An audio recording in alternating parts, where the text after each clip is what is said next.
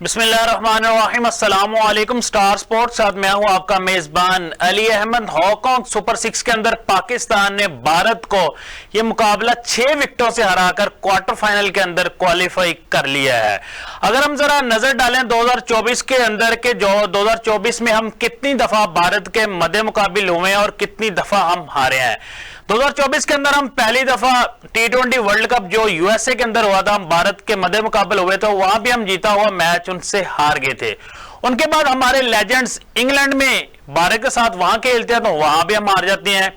फिर उनके बाद हमारी वुमेन्स टीम वर्ल्ड कप के अंदर यूए के अंदर खेलती है तो वो वहां भी हम भारत से हार जाते हैं। फिर उसके बाद इमर्जिंग एशिया कप के अंदर हमारे जूनियर खिलाड़ी भी भारत से खेलते हैं तो हम वहां भी हार जाते हैं। और ये पहला ऐसा मौका है कि जहां सुपर 6 के अंदर हमने भारत को यह मुकाबला 6 विकेटों से हरा दिया है। इसी के साथ हम बात करेंगे पाकिस्तान का मुकाबला ऑस्ट्रेलिया 3 ओडीआई मैचेस के ऊपर। पहला मैच 4 नवंबर से ऑस्ट्रेलिया के अंदर होने जा रहा है और पाकिस्तान टीम की भरपूर प्रैक्टिस जारी है ऑस्ट्रेलिया के अंदर। इन सब चीजों पे हम बात करेंगे। हमें ज्वाइन किया senior sports journalist Bilal Ahsan साहब ने। अस्सलाम वालेकुम सर, प्रोग्राम में खुश आमदीद कहते हैं आपको।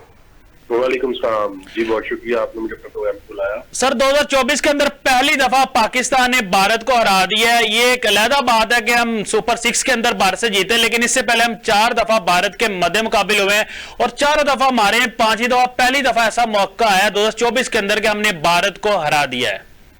जी अली, यकीनन आप बड़े दिलचस्प जो है वो स्टैट लेकर आए हैं आपके नाज़रीन के सामने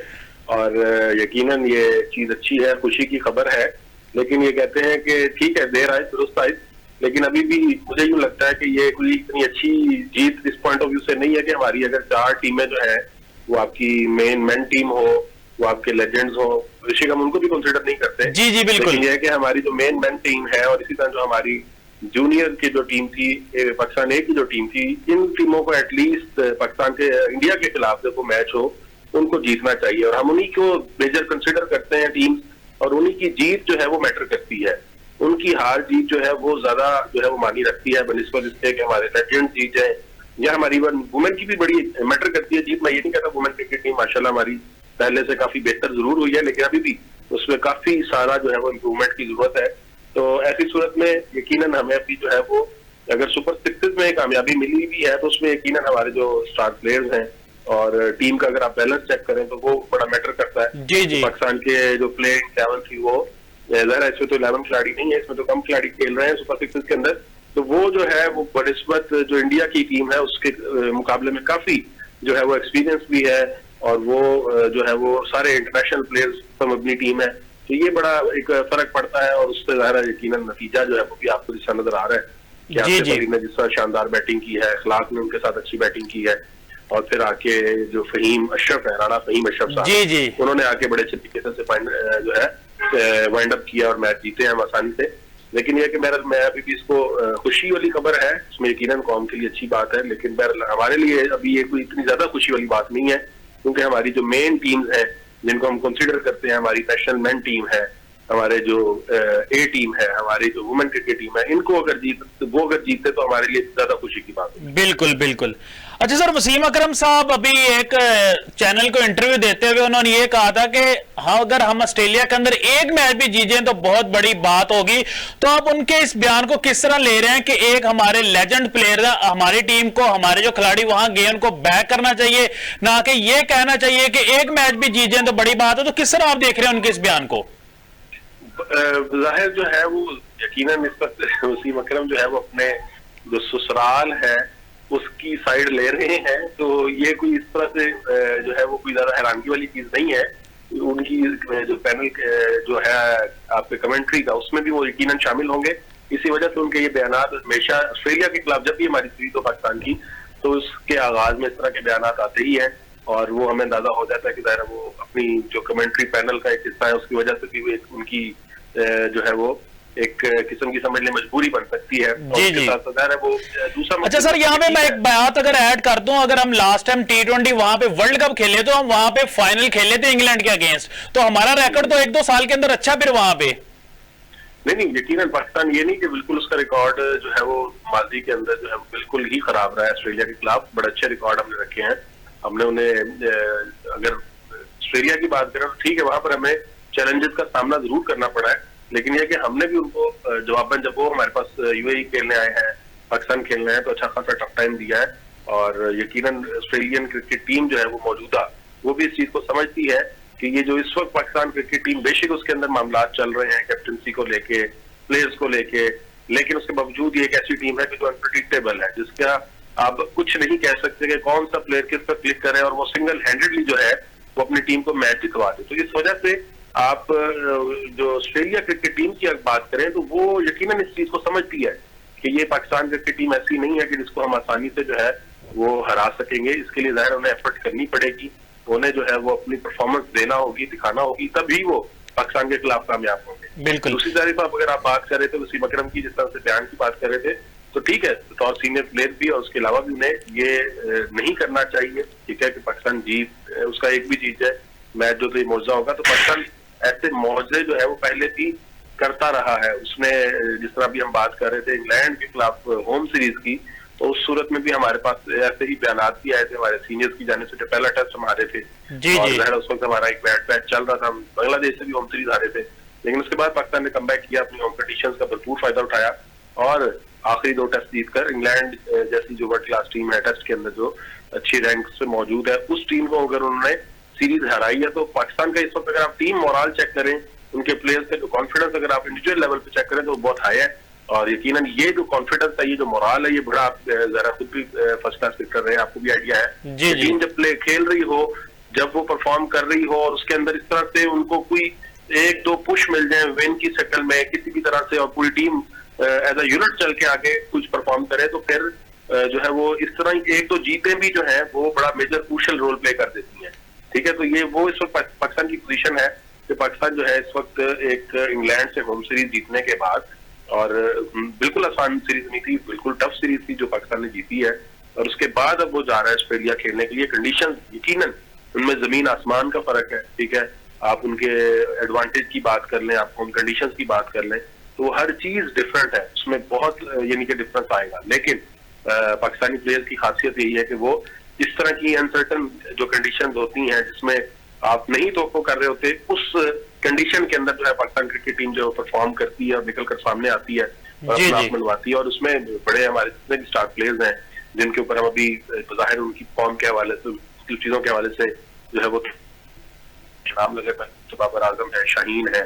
ठीक है, इसी तरह हमारे पास रिजवान और बाकी जितने सीनियर प्लेयर मौजूद है टीम के अंदर, उनकी अगर बात की जाए तो वो सारे के सारे ऐसे प्लेयर्स हैं कि जिनके ऊपर अरसे से जो है वो थोड़ा परफॉर्मेंस के हवाले से सवालिया निशान लगा हुआ है। तो यकीनन मुझे जो इस वक्त एक फील आ रही है वो ये आ रही है कि वो जितने भी सीनियर प्लेयर्स हैं वो इस ऑस्ट्रेलिया सीरीज के हवाले से अपनी परफॉर्मेंस के जरिए जो है वो ये जो एतराज है इसको खत्म करने के हवाले से जो है वो कुछ ना कुछ लाजमन रोल प्ले करेंगे। और जो ये सीरीज है उनके लिए स्पेसिफिकली नसीम शाह की बात कर लीजिए, अब्दुल्ला शफीक है, उनके ऊपर बड़ा एतराज है। तो ये सारे जितने भी प्लेयर्स हैं इंशाल्लाह मुझे बड़ी उम्मीद है कि वो इस सीरीज के अंदर अपने ये एतराज़ात दूर करने में कामयाब।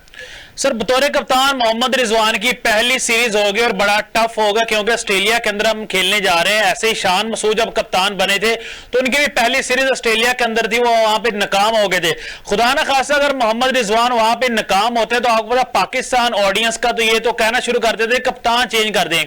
आप क्या कहते हैं, मोहम्मद रिजवान को कम अज कम कितना टाइम देना चाहिए, कि 2-3 साल तो कम अज कम देने चाहिए पाकिस्तान की कप्तानी के लिए? जी, ये बात आपने बड़ी ही दुरुस्त की है, और इसकी वजह यह है कि देखिए जब तक हम कंसिस्टेंसी नहीं दिखाएंगे उस वक्त तक हम किसी भी प्लेयर से इंडिविजुअल लेवल पे भी और किसी कैप्टन से भी इंडिविजुअल लेवल पर तो नहीं लगा सकते कि वो परफॉर्म करेगा और वो जो आप मतलूबा नताइज चाह रहे हैं वो ले पाएगा, वो हासिल कर लेगा। तो उसके लिए जरूरी है कि आप उन्हें जो ड्यू टाइम है जिसमें वो सेटल हो, वो कंडीशंस को समझे, वो टीम को समझे और टीम को लेकर चले, तो वो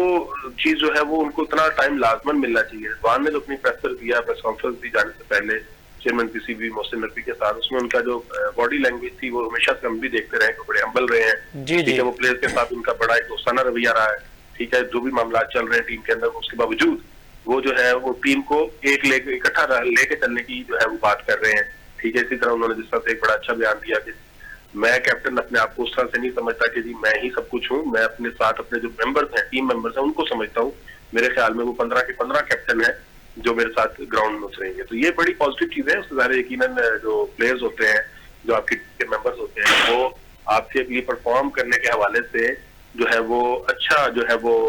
रोल प्ले कर सकते हैं। जब आप ग्राउंड में उतरते हैं तो आपको चाहिए होता है कि आपके जितने भी प्लेयर्स हैं, वो स्टार प्लेयर्स हैं, वो नॉर्मल प्लेयर्स हैं, जैसे भी प्लेयर्स हैं, वो 110% दें। और वो अगर देते हैं 110% तो यकीनन जो रिजल्ट होता है वो मैच डे के ऊपर कंडीशंस बेशक जैसी मर्जी हो, वो जो आपकी एफर्ट होती है वो कंडीशंस को भी कभी कभार ओवरकम कर देती है और आप मतलूबा नताइज जो है वो ले पाते हैं और अपना जो रिजल्ट है वो जनरेट कर लेते हैं जीत की सूरत में। सर बाबर आजम के लिए भी ये सीरीज काफी ज्यादा अहमियत का हामिल रखती है, क्योंकि बाबर आजम ने व्हाइट बॉल के अंदर जो लास्ट 100 किया था वो नेपाल के खिलाफ किया था एशिया कप के अंदर। उसके बाद 1.5-2 साल हो गए, बाबर आजम ने भी व्हाइट बॉल के अंदर 100 नहीं किया। तो किस तरह आप देख रहे हो, जिस तरह उनकी बुरी परफॉर्मेंस चल रही थी और टेस्ट सीरीज में भी उनको खेलते हुए उनको वापस घर भेज दिया गया था, तो ये सीरीज भी उनके लिए काफी ज्यादा अहमियत का हामिल होगी। जी बिल्कुल ऐसे ही है। बाबर आजम के बारे में बात की जाए तो वो यकीनन इस वक्त राडार पे है। Test series, running test series के अंदर जो है वो आउट ऑफ टीम हुए हैं, उन्हें रेस्ट दिया गया है। और इंग्लैंड जैसी इंपॉर्टेंट सीरीज थी जिसमें हम तो आपको करते थे बतौर नेशन भी, बतौर जो है वो स्पोर्ट्स कमेंटेटर भी, कि वो जो है वो लाजमन जो है वो अपनी मेन जो हमारी पाकिस्तान क्रिकेट टीम है उसका हिस्सा हो, इस जीत का हिस्सा हो। लेकिन बदकिस्मती से कि वो उस तरह से अपनी फॉर्म और उसके हवाले से नहीं नजर आए कलर में, जो कि उनका एक खात्मा है। ठीक है, अब ऑस्ट्रेलिया के खिलाफ सीरीज उनका, मैं समझता हूँ कि अब जो पहले ये भी एतराज आ रहा था उनके हवाले से, यदि कैप्टनसी का जो बर्डन है वो शायद उनको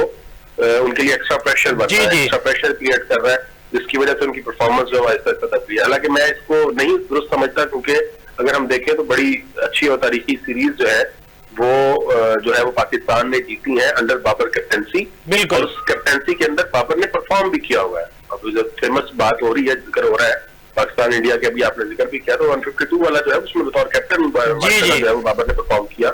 और पाकिस्तान को जितवाया। तो ऐसा वो चीज नहीं थी, लेकिन ठीक है, आप कह सकते हैं किसी हद तक अगर उसका प्रेशर था भी सही, तो अब जो है वो प्रेशर भी रिलीज हो चुका है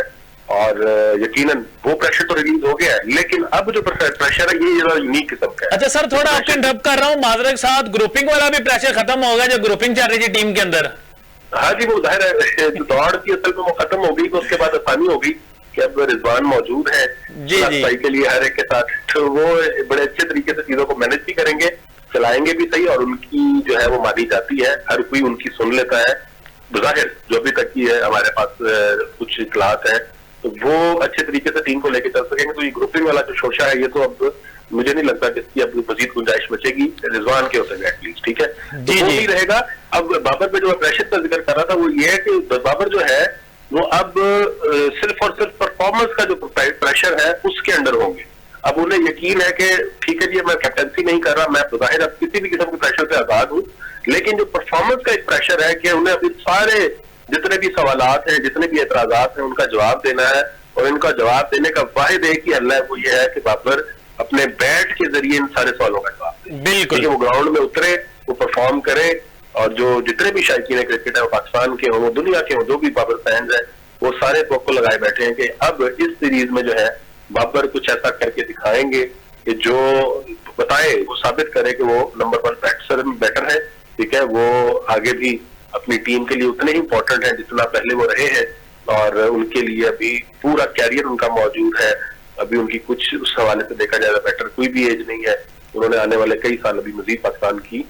टीम जो है क्रिकेट टीम में परफॉर्म करना है। सर ब्रेक से जाने से पहले आपसे आखिरी सवाल करूंगा। अभी जो हमारे तक इत्तलात आ रही हैं कि फखर जमान ने जो ट्वीट किया था वो उन्होंने खुद नहीं कहा, वो ट्वीट कर दिया गया है। तो कल वसीम अकरम साहब यही कह रहे थे कि मुझे लग रहा है कि फखर जमान ने ये ट्वीट खुद नहीं किया, तो आप किस तरह देख रहे हैं? फखर जमान खामोशी कब तोड़ेंगे, वो आगे खुद क्यों नहीं बता देते?